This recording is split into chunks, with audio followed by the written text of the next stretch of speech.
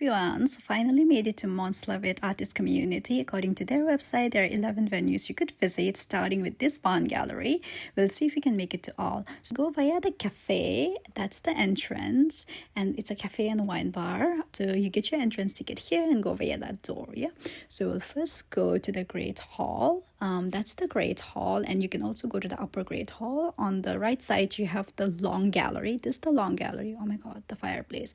And on the left side of the Long Gallery, you have this ornamental pool. So beautiful, very European, the architecture and the vibe, you know. And on this right side, you have the chapel, and this is where you can also get married. So some pictures, so romantic.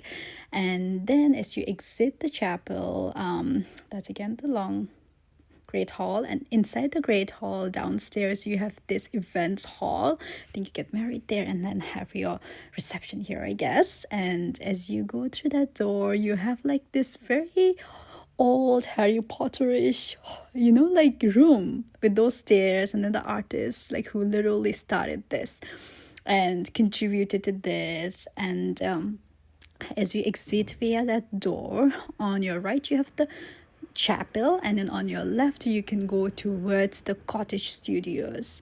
Okay, so they're like, because Montsalvat is more like a artist community, right? Oldest long-standing artist community that was started by I think two people with inspiration drawn from the French villages. So if you are like me who haven't been to Europe, I think this is what a French village would look like, I'm assuming. So there are like so many little cottages where they're like artists living. So this is the school of painting. So the painters there, they live there and then they paint. And this lady told us that they also hold classes for people. So people literally go there to take classes. And then you also have the greenhouse. So it's like people literally living there in a small village. It's just that you are an artist, you know. And that was one of the painters' studio.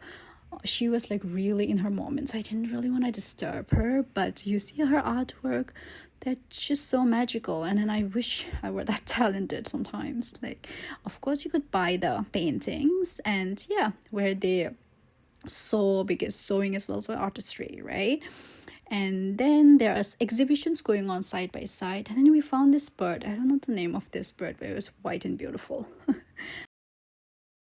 And then this is where the resident gallery was, and then where you have, like I was saying before, the exhibitions going on. So when we went there, there were 3 exhibitions going on side by side. So this was one, and then inside this was another.